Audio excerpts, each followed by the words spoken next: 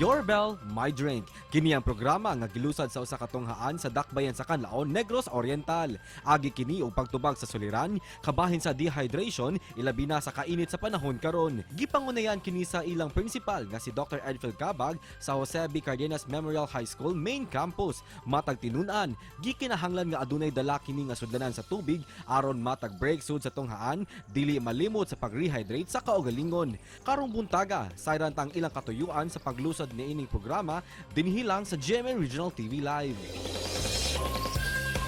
Nakapuso sa pagsugod sa klase dunay talagsaon nga kampanya alang sa may panglawas sa ilang mga estudyante sa kaeskwelahan sa Canlaon City sa Negros Oriental. Ug baka uban nato karong buntaga aron mo pasabot nato kabahin ni ini Principal sa Jose B. Cardenas Memorial High School si Sir Edfel Cabag. Mayong buntag og maupay na aga Sir Edfel, kumusta ka og welcome sa GMA Regional TV Live. Maayong buntag, Sir Nico, o sa tanan ng mga televiewers sa GMA Regional TV Live, Tibuok Region sa Visayas. Ilabi na sa Canlaon City, Sir, maayong buntag. Kumusta, Sir, ang pagsugod sa inyong klase o sa may assessment nimo sa atong bag-o nga school year diha sa Canlaon? Actually, sir, okay na siya, but naalala kami problem when it comes to the scheme of our classes. We recited our classes for two schemes. We have the AM shift and the PM shift. Since we lack classrooms as of the moment, so we just find ways to accommodate our learners. So nga, di po ma-compromise ang contact hours learners with the teacher. Sir, can you tell us more about kini inyong project, sir, nga gilusad para sa mga estudyante nato sa ilang panglawas? Your Bell, My Drink project. Unsa man ni, sir, about?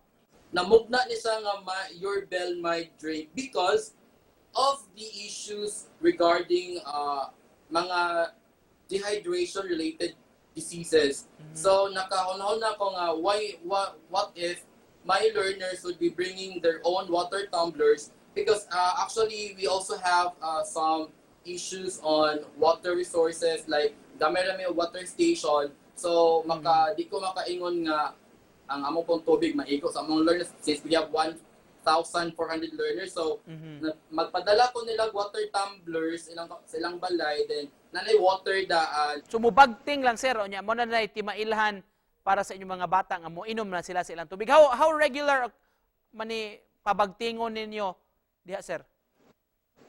Every 2 hours, sir, mubel ni siya. Mubel. Okay, actually, gabel man me every hour for our next period, no? Next period. But, yeah, so, wala may nag-instruct sa learner na every hour dyan siya mo drink. But as long as in that period of sa ilang stay sa school, ang ilang water ma-consume good nila, sir. Wow, kanindot ang kampanya, sir. Of course, dako kayong benefits nga makuha nato sa tubig. Ang sir, ang mga containers, mga tumblers, so magdala sila from their own gikan sa balay, pero doon mo Yes, plano sa eskwelahan, sir, nga or mo sponsor ba ka og mga containers para nila? Yes, sir. Part also of this project is our advocacy to, gather and convince and persuade our audience and televiewers to also support our project. As of now, we have benefactors from our alumni members. Nag-donate sila og mga financial resources to purchase tumblers. So hopefully pod, Sir Edfel, with this interview, murag mainganyo pang uban nga willing mo support sa inyong advocacy. What are we looking forward to this school year sa inyong eskwelahan, sir? This would be siguro mobalik mi sa mga activity nga katong mag-high school day mi.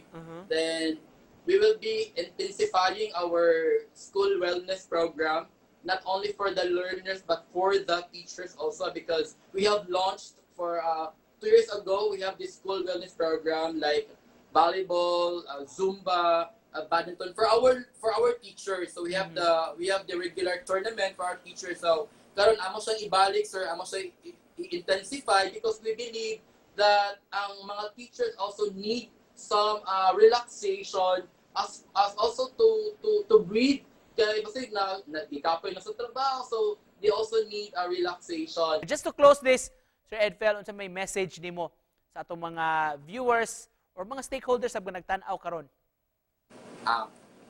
No, ako si Sir Edfel, your school head of Jose B. Cardenas Memorial High School, your humble friend and your humble leader.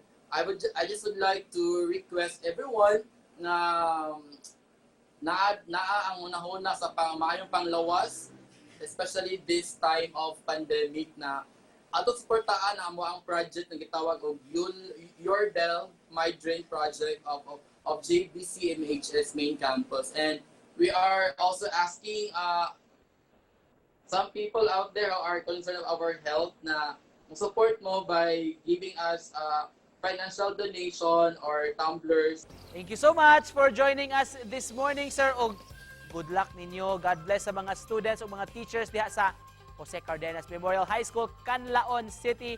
Daghang salamat, sir. Thank you, Sir Nico. Thank you kayo sa mga nananaw sa original TV Live sa GMA. Thank you very much. God bless everyone. Daghang salamat, Dr. Edfel Cabag.